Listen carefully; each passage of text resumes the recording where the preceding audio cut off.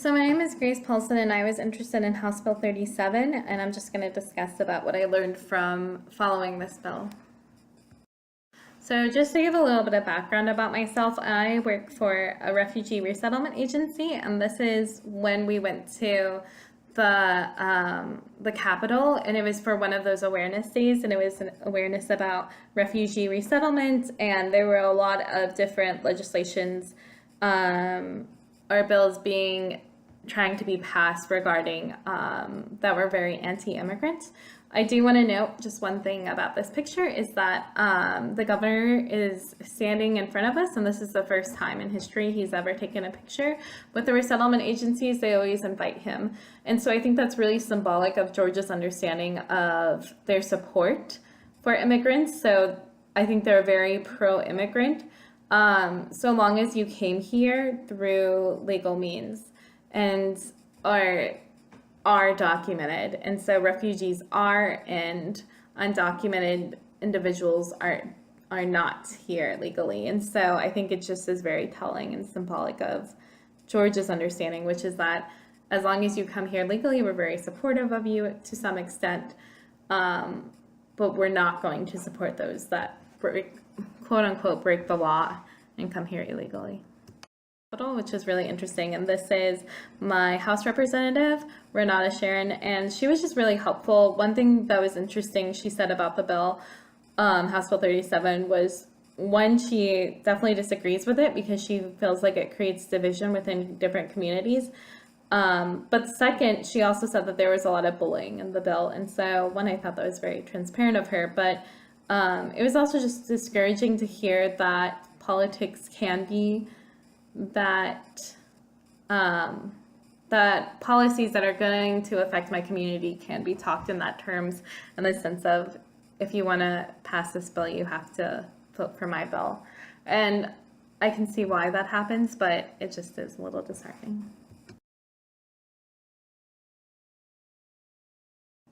So this is the bill itself, and if you see, I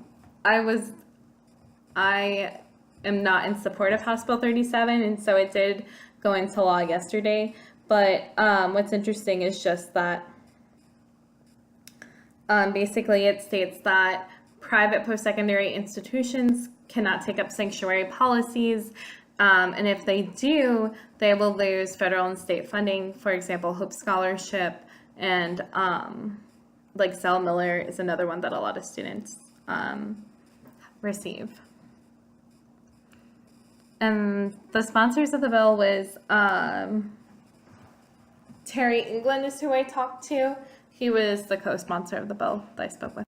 Talking about sanctuary campuses and sanctuary, when we talk about sanctuary campuses versus sanctuary cities, there is federal law regarding sanctuary campuses. And so that's important to note because so this is the executive order that President Trump had, and basically it states that if you are a sanctuary city, you will lose funding.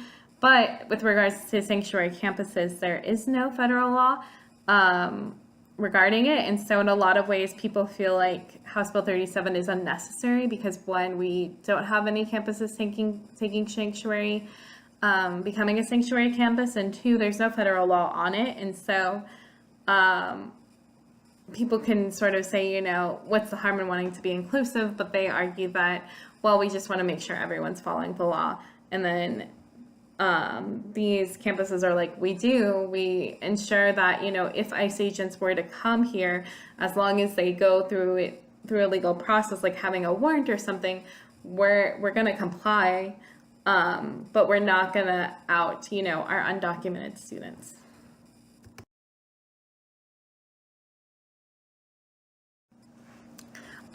This is the committee meeting where they voted on higher education, and I just wanted to know, it was really interesting to hear from all the different stakeholders, and it included alumni and current students of Emory. It also included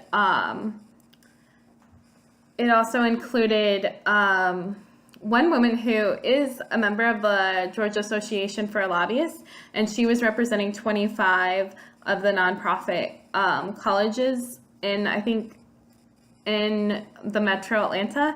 And one thing that was just kind of discouraging to me to hear is that she was basically saying, like, we do not break federal law, and so therefore we are in support of the bill. And some of the colleges she was representing were like Morehouse and Clark Atlanta.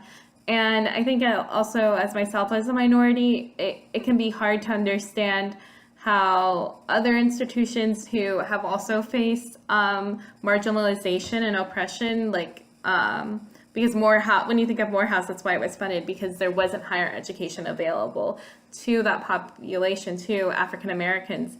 And so it's just hard to hear that those but those institutions would be in support of a bill that kind of replicates something they've been through. So that was just something interesting, though, to listen to. And then finally, there was the Asian Americans Advancing Justice, and they spoke on a couple of different points, and that was good to hear. And I think basically their whole point was that the bill is sort of unnecessary in a lot of ways, and that the language is very broad, and that it just does create division and insecurities for undocumented individuals. So I wanted to just leave on one final note. I think what we're going to see for the future, because the bill did get passed, is that we're going to see a need for community stakeholders and for local private institutions to really look into how they can add additional supportive services for their students. And so Freedom University is in Georgia, and it was developed for undocumented students to provide them higher education opportunities when none were really available for them. In the state of Georgia, undocumented students do not receive in-state tuition, and they cannot receive like the HOPE grant or the Pell grant. They can't, or other grants, because they don't have a social security number.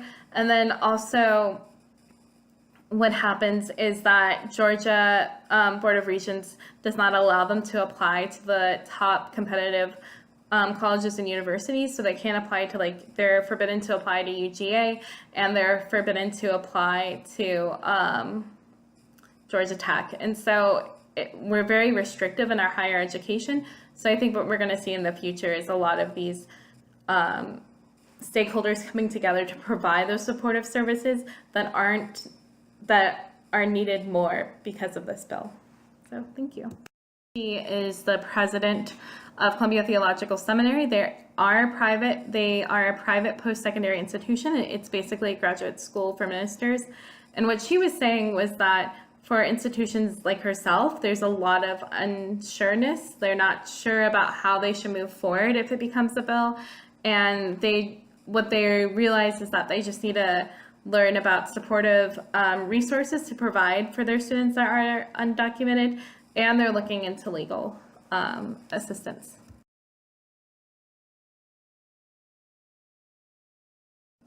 This is Terry England. He was one of the co-sponsors of the bill.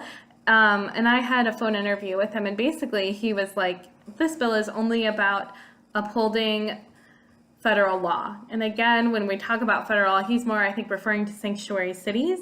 And he was like, Georgia obeys federal law, so therefore, these campuses that want to take up sanctuary should too. But some people argue and say, like, well, there is no federal law regarding sanctuary campuses, and they're willing to, comply with immigration agents or like local officials so long as it's done through legal process, like having a warrant. Again, this is just a picture of the bill.